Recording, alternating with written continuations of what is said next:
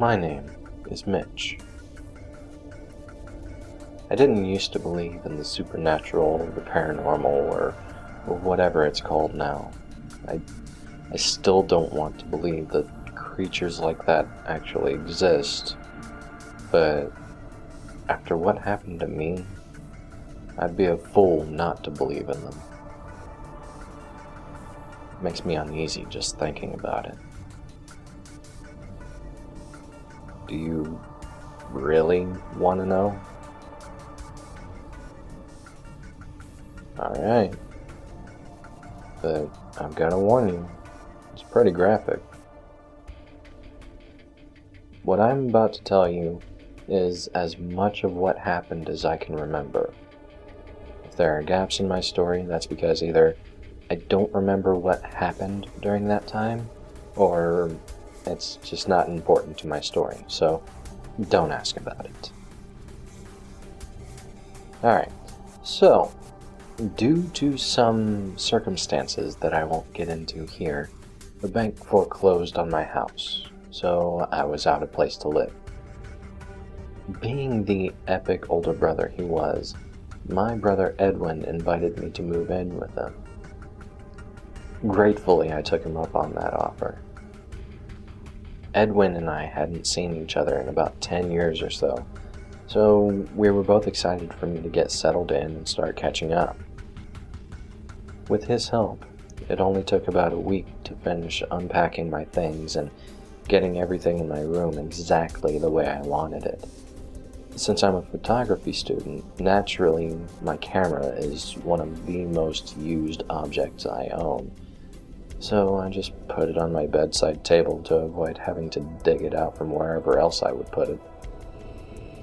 On the last day of unpacking and arranging my stuff, Edwin and I had just put the finishing touches on my room with enough time to have a couple of drinks in front of the TV before bed. I had told him that we would have to stock up on rum and cola if I was going to be living there. He just laughed and turned back to whatever action movie happened to be playing. After the movie was over, we both went to bed. I collapsed into my bed, eager to get to sleep in my shiny new room. It didn't feel like I had even fallen asleep before I was startled awake by something rustling in the bushes outside my window. I turned over to check the time on my phone. It was 1 in the morning. Stupid raccoons, I mumbled groggily as I turned my back to the window and promptly fell back to sleep. Did you hear those raccoons last night? I asked Edwin at breakfast the next morning. Huh? He replied, over the sound of bacon and eggs on the stove. Then my question registered in his mind. Oh. No, I didn't hear anything. I was completely passed out, man. Figures, I snorted. You sleep like the dead. He chuckled as he grabbed a couple of plates from the cabinet for us. Chow's ready. That night, I was startled out of my slumber again. But this time, it sounded like my window sliding open, accompanied by a loud sound. I bolted upright in my bed, fully expecting to come face to face with some psycho killer or something, but oddly, there was nothing. Not a single thing was out of place in my room. Sighing with relief and thinking that I was just startled awake by some noises in my dream, since it wouldn't be the first time for that to happen, I turned my back to the window again and fell back to sleep. The next morning at breakfast, Edwin's coffee mug and jaw dropped when I stumbled sleepily into the kitchen. He pushed me back to the bathroom to look at myself in the mirror. I had this huge gash in my left cheek. With how deep the cut was, I was surprised I couldn't see teeth through it. Of course, I went to the emergency room. After what seemed like an eternity of waiting, a reasonably attractive nurse came in to check my vitals. After checking my pulse and the other usual nurse checks, She left, saying absently that Dr. Jacobson would be with me shortly. Another eternity later, and Dr. Jacobson finally steps into my room. He cleaned, stitched up, and bandaged my cheek, and asked if that was the only pain I felt. You know, Doc, my side actually hurts a lot too, but I can't seem to twist far enough to see why without it hurting more, I confessed. Well, first off, if it hurts, don't do it, Dr. Jacobson joked. And secondly, let's have a look, shall we? I lifted the side of my shirt up as far as I could without too much pain, and heard the doctor curse under his breath in apparent shock. What is it? I demanded. Son, you may want to have a look at this. He held one behind me as I angled the other so that I could see the first mirror and what it reflected. In the mirrors, I saw a crude, jagged-looking incision where I assumed my left kidney should be. The black stitches that held the rough edges of skin together were similarly crude and jagged, done with a thick string rather than actual thread. The whole thing looked venomous, with angry shades of red and putrid yellows.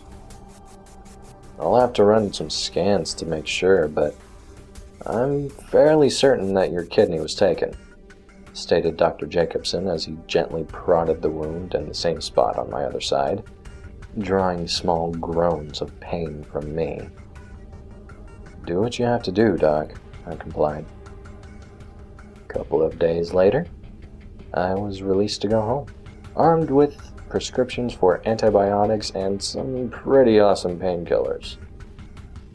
I remembered the painkillers from when I had my wisdom teeth taken out and how they made me really groggy, so I waited till after dinner to take one. That night, however, sleep was just not in my fortune. Around midnight, I awoke from my medically induced sleep to a truly terrifying sight. Standing on the side of my bed and leaning over me at an impossible angle was this creature in a black hoodie.